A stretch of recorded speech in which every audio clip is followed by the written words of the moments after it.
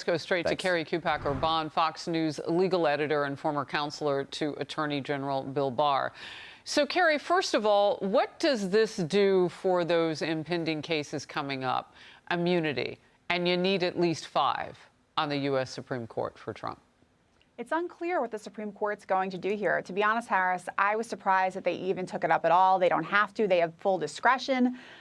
The fact that the Supreme Court takes up less than 1% of the petitions submitted to them each year, and they chose to pick up this one, is significant. However, the lower court, the D.C. Federal Appeals Court, really rejected Trump's immunity argument in a pretty sweeping way. So it's unclear if the Supreme Court is willing to strike that down in its entirety, if they're going to affirm it, or if they're going to split the baby somehow. But I would expect to see some nuanced arguments from the Supreme Court. So I'm curious, now that you set it up that way, like, well, why did the U.S. Supreme Court take it?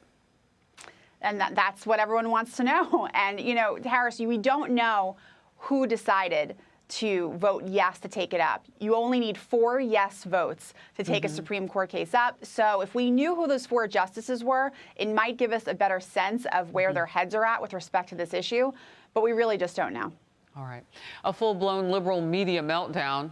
You may have seen it after the Supreme Court ruling on Trump's ballot eligibility. So that was reaction to his victory at the U.S. Supreme Court yesterday. Let's watch. And frankly, gives him a way out of being held accountable at the ballot box. Unfortunately for America, the court isn't necessarily wrong. They're not doing their job on a lot of these big issues. A refusal to hold this man accountable and those folk who engaged in insurrection.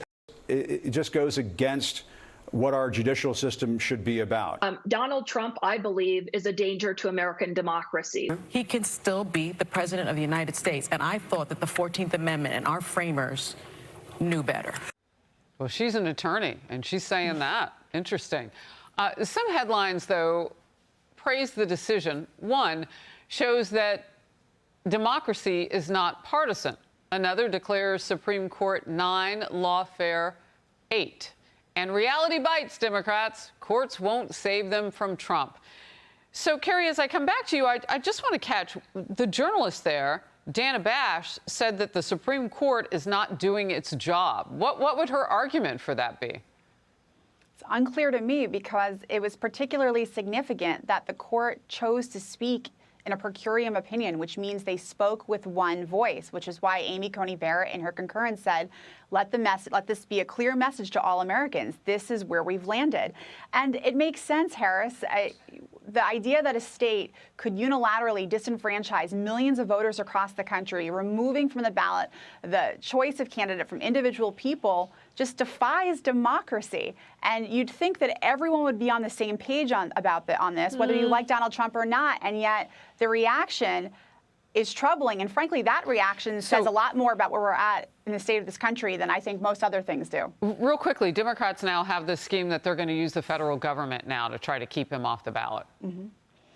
They do, and it's interesting because the opinion raises questions about Congress's role. Certainly we know that Congress has a remedial role because the plain text of the Constitution speaks to this. Only Congress can undisqualify someone, but the question is, well, who disqualifies them? Does it mean that Congress passes a law? And that was unclear in the opinion. I will say, though, Harris, the Supreme Court was pretty clear, and I just want to read this one sentence when they talk about if Donald Trump, and it's clear that they're saying, look, if Donald Trump wins, and there's an effort to overturn that election, here's what's going to happen. The disruption would be all the more acute and would nullify the votes of millions and change the election result if Section 3 enforcement were attempted after the nation has voted. And here's the key sentence that everyone should pay attention to here. Nothing in the Constitution requires that we endure such chaos, arriving at any time or different times up to and perhaps beyond the inauguration. Wow. I do want to point this out. Gallup poll most recently found that immigration, number 1, we know that coming out of the primaries, right, for Americans across the country, irrespective of party. Number 2, above the economy, above inflation, Gallup, trust in government. And this is part of government. I mean the justice. Wow. Okay, we are awaiting another big ruling in Georgia, and a judge says he will rule in the next 2 weeks on the misconduct claims against Fulton County District Attorney Fani Willis. Whew, the story is so samey. She and her entire office could be disqualified from Georgia's election meddling case against Trump, and there may be an additional bombshell to throw in. A witness against Fani Willis has popped. A new filing claims a prosecutor named Cindy Lee Yeager overheard a phone call between Willis and Terrence Bradley, her prosecutor Paramore's former attorney. That's what I call Nathan Wade, because he was married when he and Fani Willis were, entangled. And this is a quote. Ms. Yeager heard District Attorney Willis tell Mr. Bradley, "They are coming for us. You don't need to talk to them about anything about us." How in the world do you have a conversation like that and be overheard?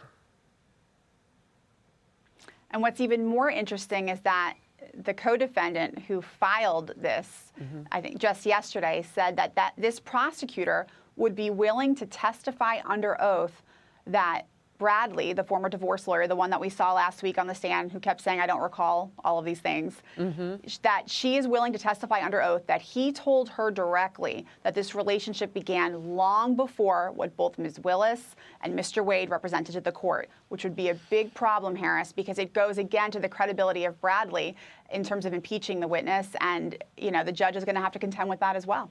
Yeah, but I mean, even with the person that she formerly had hired, and then she stayed in the woman's condominium, rented that townhome, condo, whatever it was, that witness who said, yeah, the relationship started before they said it did. I mean, you're discrediting two people's testimony under oath, Nathan Wade and Fani Willis. Wow. Always great to have you. Thank you. I'm telling you, that story just gets more interesting by the minute. It does. Unbelievable. Hey everyone, I'm Emily Campagno. Catch me and my co-hosts Harris Faulkner and Kaylee McEnany on Outnumbered every weekday at 12 p.m. Eastern, or set your DVR. Also, don't forget to subscribe to the Fox News YouTube page for daily highlights.